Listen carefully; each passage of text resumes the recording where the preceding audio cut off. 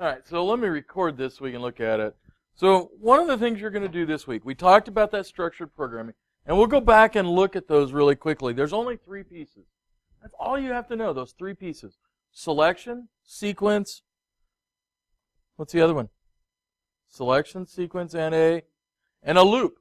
That's it. Our entire world revolves around those 3 pieces. And plugging those in, So we have to think about how we can create structure with this code. And so I'm going to try the online app over here. So we'll see how bad my drawing skills really are. So we can try to look at some of these. So I apologize ahead of time. But we want to look at them. So we have 3 structures. That's it. So now we have to break down our world into those 3 structures. So the assignment says you can pick any of these things. You need to draw a structured flowchart and the pseudocode for one of these items. So it could be a children's game of some sort. It could be a retail store employee. It could be a game show on TV. It could be a professional sport. And so what we're looking for is you're going to look at how do I create one of those. Now, there are some tools that you can also use. Quite frankly, here's where the online students have a little bit of a disadvantage, although I'm going to make all of you turn it in that way, but it's easier to just draw it out on a paper to start with because you can easily scratch things up. So there are drawing tools, and they have all the pieces to them. You have all the different symbols, but let me see if I can connect through here and draw on the screen here. Come on, silly thing.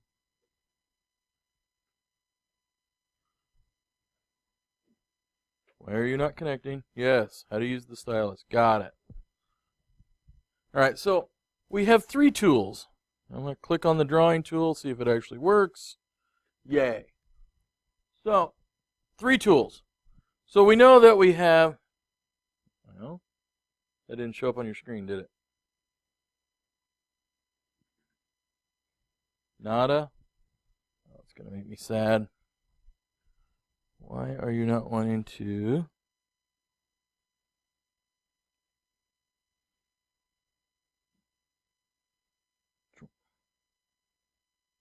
Yep, that's great. Why are you not drawing?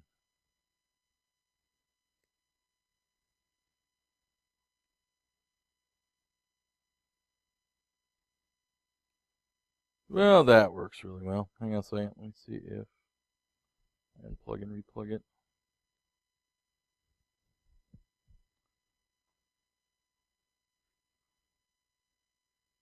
So we know we have a selection.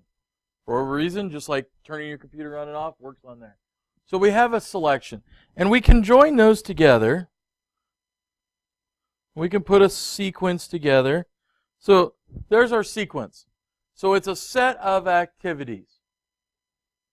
So what I want to look at is, I want to think about some kind of common activity. So what do we all do in the morning? We wake up. So we're going to call this wake up. Again, pardon my handwriting, we'll see how this looks. So we're going to wake up. So what might our first step be? So if this is just a sequence of activities, we all do the same thing. So the alarm goes off. So inside that box, I might write alarm goes off. Some of us, it's so ingrained, what do? We snooze. We push the snooze button, and then the alarm goes off, right? And if you don't hold it against me and never share that with you, I'll tell you that my wife does this from about 5 in the morning till 7 at 9-minute little intervals. Wonderful. So we'd have our sequence. It doesn't change. There's no questions. There's no changing in there. It's just a sequence of activities. And we all do some of these things. So we're going to wake up, our alarm. Well, then we get to a point. So down below this, and it's a little hard to show up here because I'm trying to draw on a little bitty tiny tablet. So let me erase this. So now we finally decided, hey, we're going to respond to that alarm. So now we may have a different structure. We may have a decision to make. And one of the things that's hard to get around in people's heads, the computer is a set of light switches. It can have a yes, or it can have a no. That's really all that computer can do. It can do a 0, it can do a 1. It has to make a choice between two options, and that's it. So our question might be, do we put on socks? So, stay here. So if our question is socks, yes or no. If it's no, come back to the drawing tool. That goes down to the bottom of this routine. If it's yes, now I have a box where I have an activity that says put on socks. Put on socks. It could then end and come down here, and that is our entire thing. That is our structure. The key here is those structures, those endpoints, we connect them together. So what I can't do, and what I've seen from a couple people that have turned stuff in or asked questions, is they're trying to incorporate 3 or 4 or 5 different things all in one question. You can't do that. We'll show you some techniques later on where some software does allow you to do something similar to that, but the end result, down way deep down on the computer level, it's really only doing them one at a time. So this structure, our selection, can only ask a single question. And so where this comes in, and I've had people try to do a game like rock, paper, scissors. Can I ask the question, does my opponent have a rock, paper, scissors, and draw 3 lines out of there? No. I have to come up with another solution using only a double-ended question. That's it. So generically we say yes or no, true or false, 0 or 1. We all kind of equate those to the same. And so finally our third piece, our third one is where it gets a little more complicated. Our third piece is that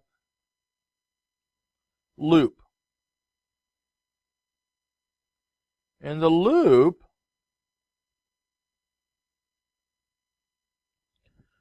has to come back up to the very top of itself. And so what I see a lot of people doing is they're creating a whole bunch of activity above the top of the loop, and then they're saying, well, I'm just going to draw my arrow up here and just catch all those activities. And we can't do that. That loop can only go back to the top of itself, back to that original question that it's controlled by. So while something is true here, so while it's less than 60 degrees, I'm not getting out of bed. And I will wait 5 minutes, so that could be an activity here. I could put back the covers. But I can't go back above that loop. I have to come in at the very top of it, right here.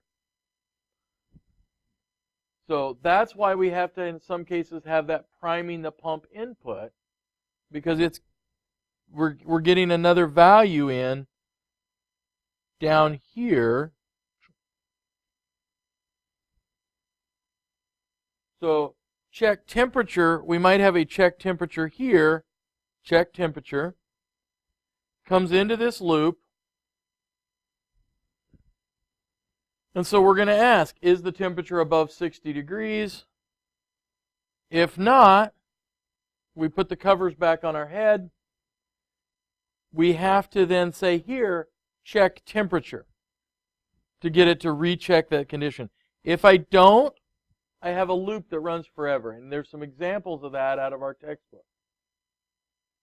So when we start putting these modules together, and we can do that on paper, you could do it on an electronic tool, you need to pick one of your activities and you can start breaking it down then.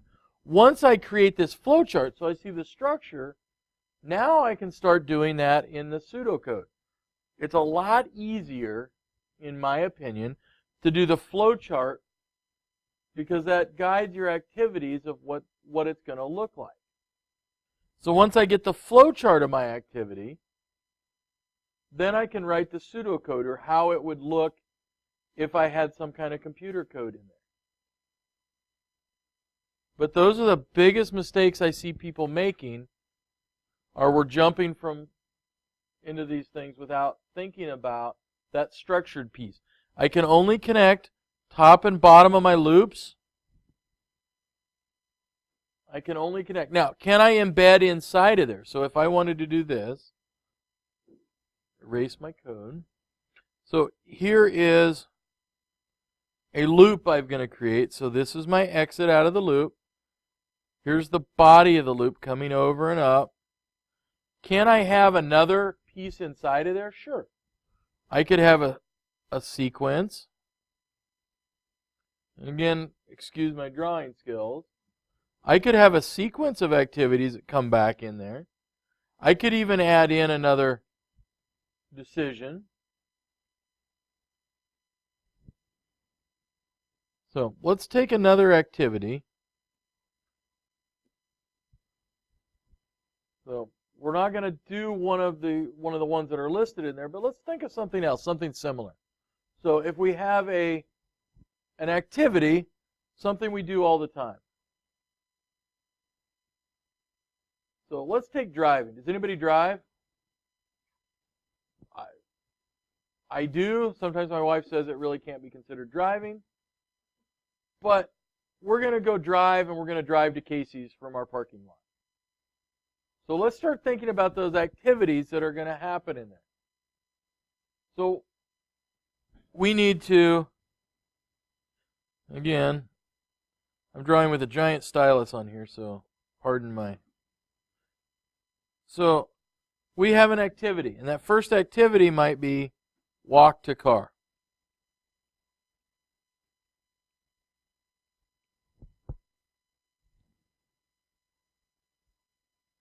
So we get to the car, we might have to make some kind of a decision about it.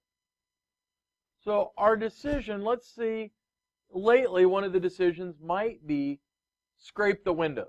Do I need to scrape windows? So we're going to put a decision in there.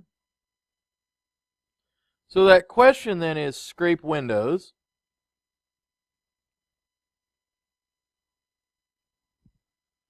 So no, we're going to exit back out of there and go down to our next step. But if it's yes, we might have a sequence in there. We might say, scrape windows. We might even put another decision in there, or another loop even.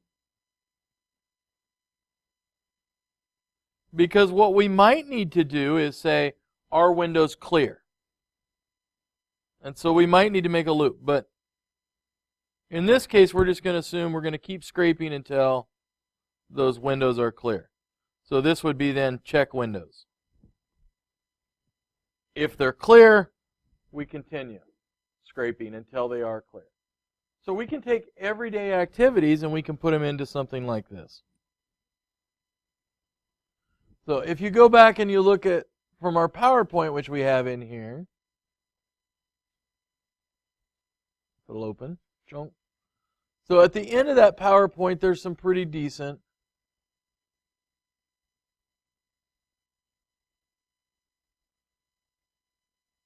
So this one's kind of one of the better ones we have, this idea of that dog washing process. So first thing we always do, a start and a stop. So if I'm drawing that on a paper, I can put that at the top and bottom of my paper. I know that that's my entire process. I say, well, okay, we want to catch the dog. My loop here of catching the dog, does the dog run away? Yes. I have to go to the activity, catch the dog, and then I come back into that loop. I can't just come back onto the top of that.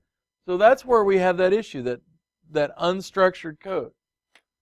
Almost always when we have a loop, we have two activities that are the same. So in this case, we say catch the dog because that's an activity ahead of time.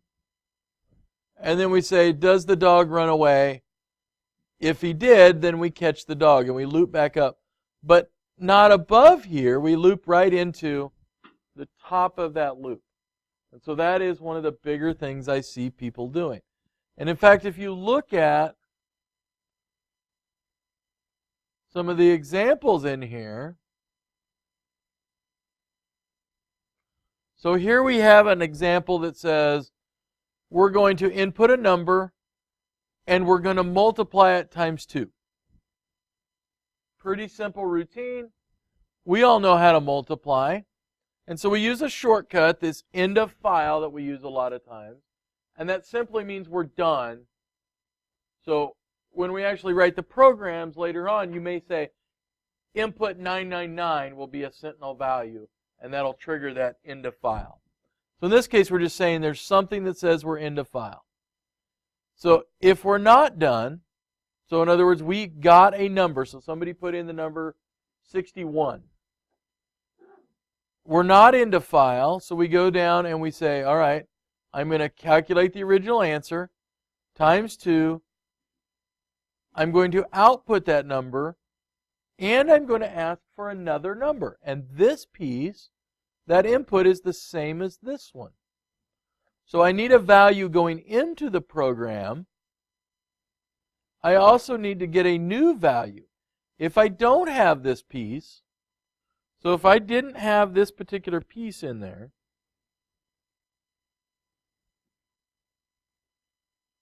so if I only had, so let's eliminate that for some reason. So I eliminate that down here and see if my drawing tool will work again. So, and clearly it's going to misbehave. So I get rid of that original input down there. I'm going to have a problem. And I thought I could black this out. Clearly, that's not going to be the case. So I'm about to give up on the iPad. And yes, I want to escape out of there. So if I don't have this input, so pretend that's not there. We get a number, so we get a value of 5. Yep, we have a value we want to work with. So we calculate it. So now we have 10. We output 10. We don't have this, so it loops back up there again. It's not going to ask for another value. And so what you're going to get is it's just going to keep displaying on your screen the value 10 over and over and over again. There's no way for that loop to exit. And so when we start looking at loops again here in the next couple of weeks, you're going to see that that's a pretty common issue people will do, whether it's in pseudocode, whether it's in a flowchart. So that's one of our big issues that we're going to have. And again, the other one is that sequence of activities. So there are some tools available that we can get. So if you want the best tool available to draw flowcharts, all those different kinds of things, you guys can actually get this. So there is a tool called Visio. Has anybody heard of Visio in here? You've heard of it briefly. Anybody used it? Ah. All right. So you think, well, Visio would be a great program, especially if I typed it right, it would be really nice. So Microsoft Visio. And I go, well, all right. There's some competitors, and I want to buy it. Well, am I going to make you spend $300 in this class for a piece of software? No.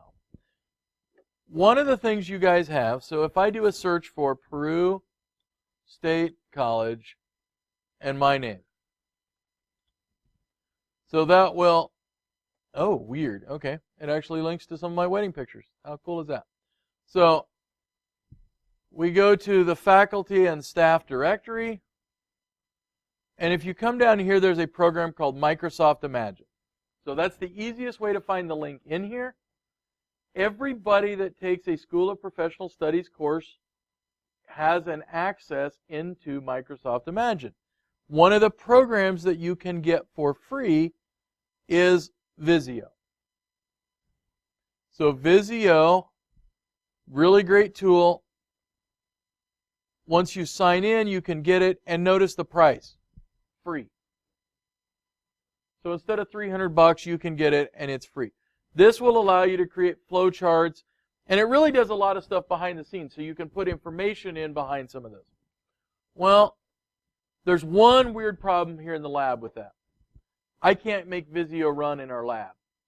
And it has to do with the way we purchase our software for Microsoft Office. So I could have either the full Microsoft Office suite in here, or I could have Visio because of the way that our department buys things. It's a weird issue. But for you, you can grab this one for free. So, oh my goodness, if I don't have Visio, are there other alternatives?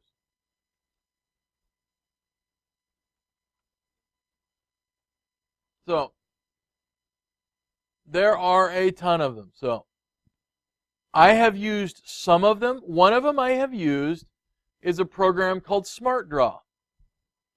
So, SmartDraw now has an online version also. And so, SmartDraw makes life easy. We can do all kinds of things. So, you can sign up. And if you have a Google account, you can actually sign in, and it's already got your stuff there. So I'm going to sign in really quickly, and we'll take a look at a version of SmartDraw. So you can continue with the trial. You can buy it. You can download the desk version. The desk version works really, really well. It just puts a watermark over the screen. Well, all right. But I don't want to use that either. Are there other tools I can use? Well, I can certainly use our friend PowerPoint. It's not necessarily the best tool for it, but there are drawing tools in PowerPoint, and I can actually do something very similar. So notice if I start with a blank slide, notice I can just pop in some symbols. So up here, you'll see you have all of the same symbols, and you can actually do it with PowerPoint too. Maybe not the greatest tool in the world, but it will actually work to create a flowchart. So PowerPoint works, Microsoft Word works. There are a variety of other alternative programs that will work. So if I go back to where I said Visio alternatives, there are several that are now online. So I have people that have used this Lucid chart. And again, it creates these flowcharts, and you can use those. So you do need at some point some kind of a tool. It's great. We used to have, when we could turn in all paper assignments, our bookstore used to sell little drawing guides, and you could actually sketch them out on a drawing guide. Well, it's a little harder online to do that. As a last resort, if you have no other way to do it, which clearly there's alternatives, you can sketch it up on paper, and you could scan in that image. But it would have to be very neatly done so that I could see what you're doing. If it looks like my chicken scratches, there's a reason why a lot of times we use these tools. So if I look at, for example, SmartDraw Online, and I say, well, I want to do something, but what do I want to do? So somewhere in here, you're going to see that there is a flowchart. Oh, is it on the left too? Okay. So I can create a flowchart, and it's got all of my little symbols here, and I can move them around wherever I need to. So there's a start. So we know we're going to have then a stop at some point, and so you can change the text in there then. So it says start and stop. You know you can put a processing symbol in or an input-output symbol. So there are some additional symbols So they actually differentiate input. Our book shows you using the same symbol. And then you can actually put text inside of there. So all of the basic symbols are in this guy here. So there's a lot of tools out there to use. Quite frankly, in a lot of cases, to wrap your head around it, it's easier to start out with the idea of using a paper version. So this would be our input temperature. If we were going to do our maybe get out of bed scenario, now we'll have to find, so you'll find that there's a lot of different pieces in here. Magnetic tape, display, off path. Where's my... Yep, there's a decision.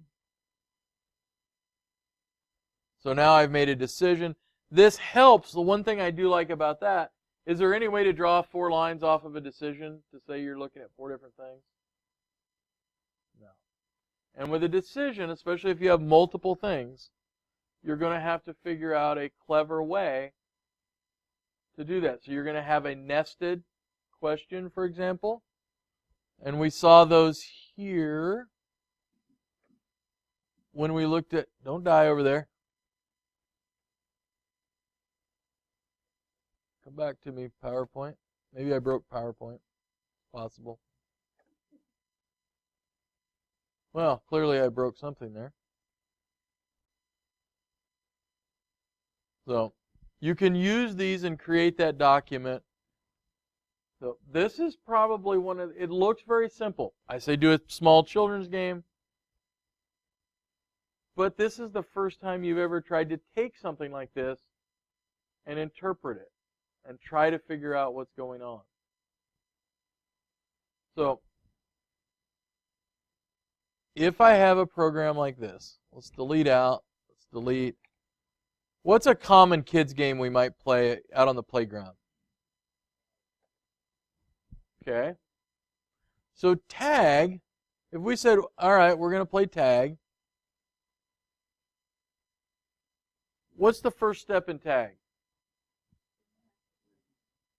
Okay, so we have to choose somebody who's it. So in this case, it's a process, and we could say randomly choose somebody. So we can be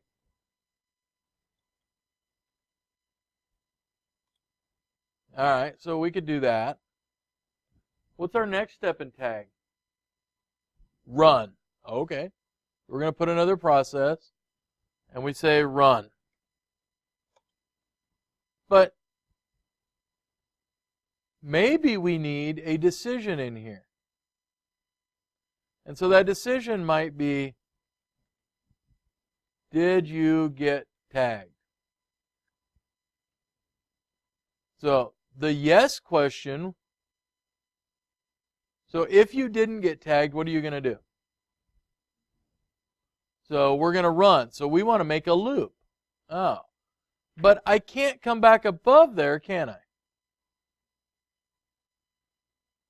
Oop, do that. Stop. So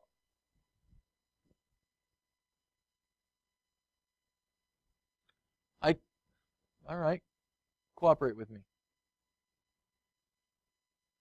That should be a decision symbol. That's going to drive me crazy. So here's our, did you get tagged?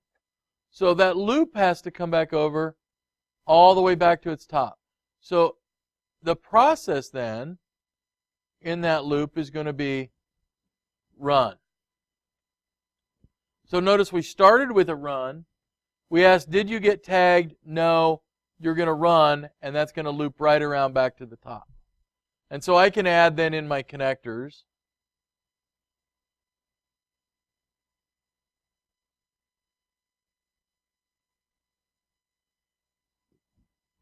It's trying to be smarter than I am. So here's my line, and it's going to come back up. And it's going to go right back to the top of that. So so that's my no. So if my answer is yes, did I get tagged? does that change what I do? So if I got tagged,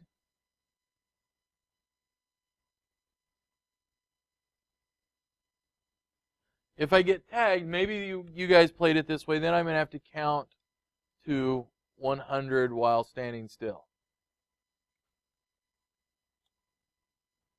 And then I would have the process of chase other people. Does that make sense? We can do that way? So the next step would be then, and granted we're simplifying this quite a bit, what happens after we chase other people? I need to have a loop of, did you catch people?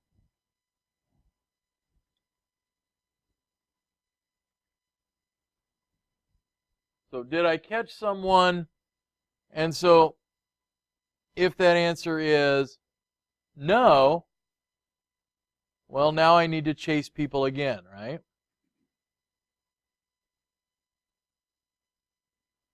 So that's chase other people.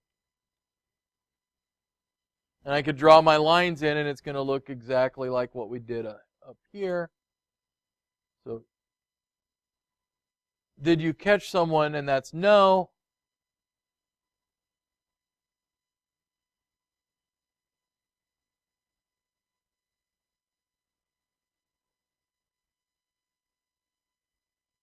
So if it's no, if it's yes, what happens if I tag somebody?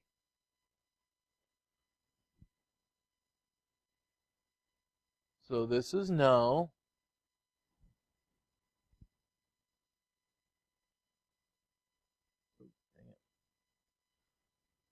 So this is no.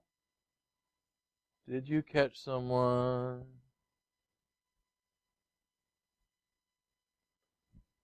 So now I have to do some other kind of activity. The reality is, am I really looping all the way back up here to this run command here? So maybe we could actually put in a are you it? And then you could cycle the entire program. Otherwise, you would have a series of these steps. Did you catch someone? No. Chase other people. Well, now I'm not tagged anymore, so I'm going to run. So once I tag somebody and they have to stand there for 100 seconds or whatever, now I'm going to run. And then that whole cycle repeats. So what I might do is create another while loop out here. So we know that we randomly chose somebody. That step didn't change. Once we start, maybe we put the question in up here of are you it, or we have do you want to continue the game, those kinds of things. So in fact, what you'll find is most programs, the entire program is based around that initial loop of do I want to run that program or not. So that's a very simple game of tag broken out where we can look at it in some small pieces. So we have all of our structures are here. We have a decision. We actually made a loop. So we could actually create a loop at the end. Do you want to play again? So we could add another question in here. So instead of this, maybe we have in a question, a decision. Do you need a drink of water? And so, yes, no. So the yes over here then, drink glass of water, and the no would just feed down. So we can put in our arrows.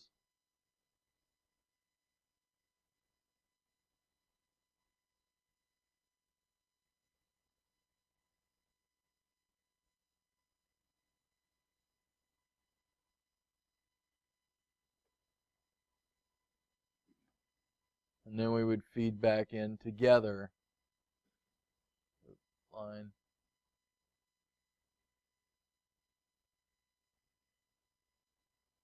So this is why I did not go into graphic design. But it's the same thing. We use a question, and we have two alternatives. Do you need a drink of water? Yes. Drink a glass of water? No. Well, you don't need to do anything at that point. So in this game, we would start out, and then we would drag our stop to the end. And notice the good thing about this program, or almost any of them, is I can keep going down and draw this further than I can on the sheet of paper. So it makes it easy to do that. So I fill this in. Well, now I need to write the pseudocode for this very similar game. So I'm going to fire up Notepad.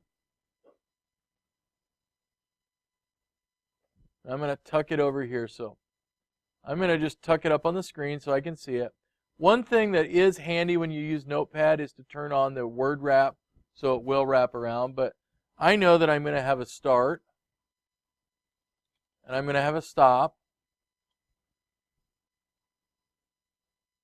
So my first step, I know I'm going to indent that first line. Everything inside that start and stop is at a little different level.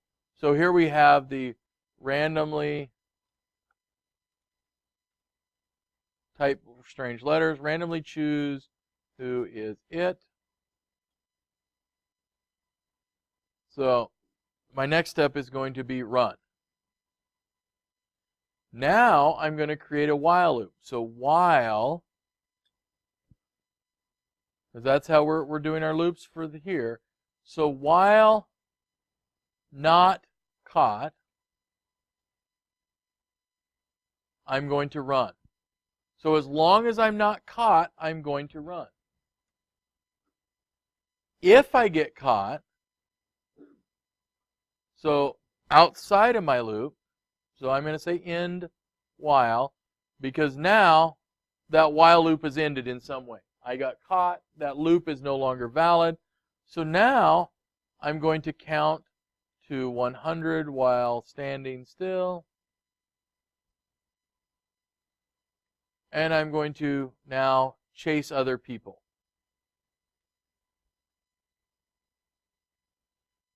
Well, notice now I have another loop over here if I look to my left.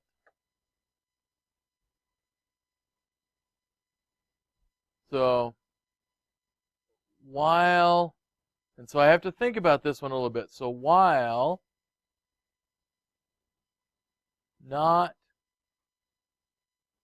caught anyone, so while that is true, so even though it's negative, not caught anyone, while that statement evaluates to true, we are going to chase people.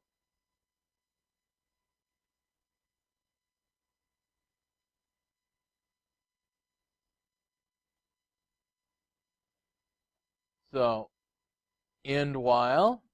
So at some point we caught somebody, and we're going to ask then, if thirsty, drink glass water, end if, and then that's the end of our game. Notice that we have that. So tag would look something like this very quickly. Chase other people. And notice that all of those have, so this has a priming input. While not caught, we're going to run. Our while here, while not caught anyone, we chase other people, we chase other people. So that's an example of a very basic structured coding segment.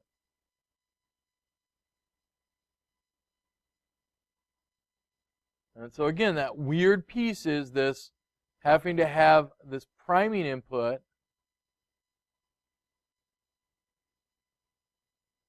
ahead of that, because that's the information that goes into that while loop. So if I don't have that, it's going to be a little weird. So here we don't know if anybody gets caught until we chase them, but we have to chase them to get that information. So you have to almost always use that priming input.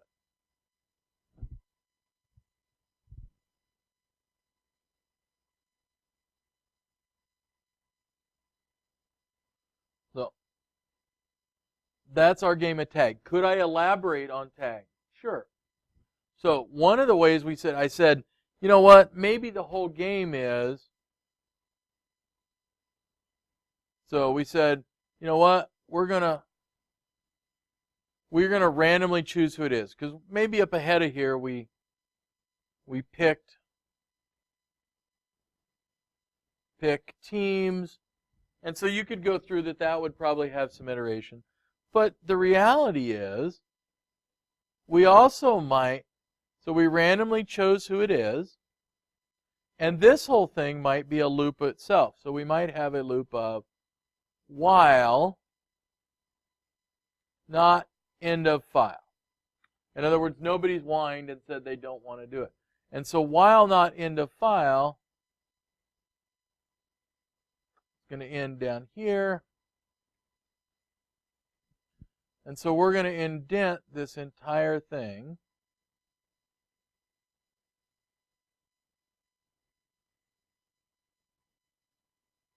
So we're going to say, okay, that one's got to go in another tab.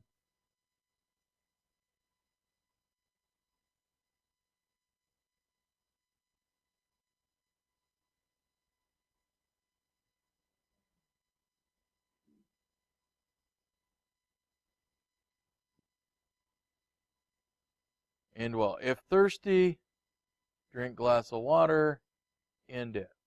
So now that entire program is in a loop here. But we don't have input question about whining. So we'd still need that input to determine if that game's going to go on. So at the end of this, after they drink their glass of water, you would ask, hey, do you guys still want to go play another round? So now we've made a loop. This entire program is in a big loop. So we could play as many times as we wanted to this game of tag.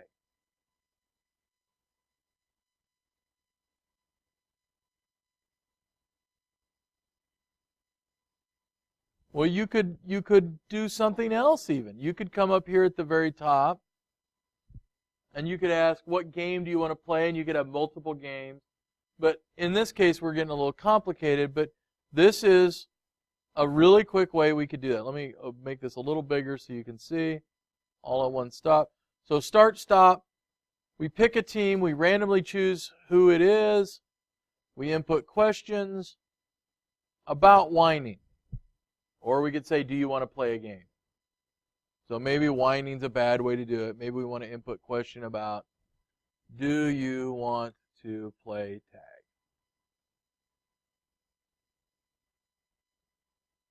And so we could certainly do that. Do you want to play tag? So now, so is there any obvious problems with that when we look at it? If I work my way through that and pretend I'm in that situation, so I start and I'm that person. So we pick a team. Did we discuss how we're going to pick a team yet? So we'd have a process to go through on that. So that might be more elaborate. In this case, we're just going to say it magically happened. We pick teams. Randomly choose who is it. So to start out with, one person is randomly picked. Now, here's the question. When I look at this, and I want to play a second game of tag, so we get all the way down here, so while not into file, so in other words we said, yep, we want to play tag, we played tag. We input that question again, do you want to play tag?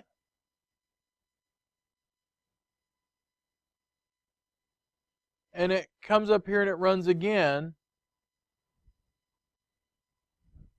Who's it? Who is tagged as it?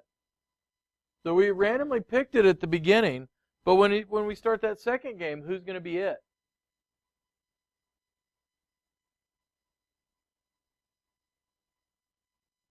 So in this case, let's say maybe Charlie, we'll just put him in there, got picked to be it. We played our game. All right, chase other people while not caught. And so in here, he caught.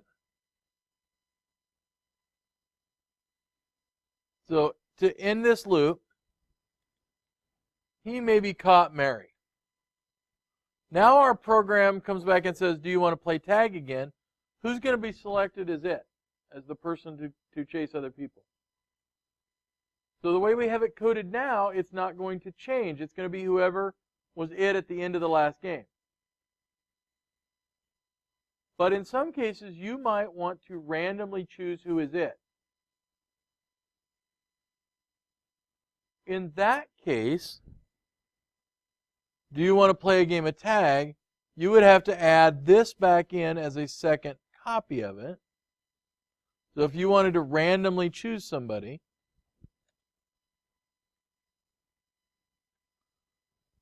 randomly choose who it is, and then it loops back up and starts that run. So again, we have that priming input of, here's randomly choose who it is, so that's a prime going into this loop. This would be a value that would change to get you out of that loop.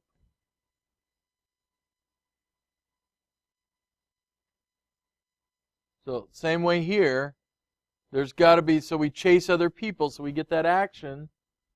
And then in that loop, we have to chase people to make sure that we're having something change inside of that loop, or the ability to change inside of that loop.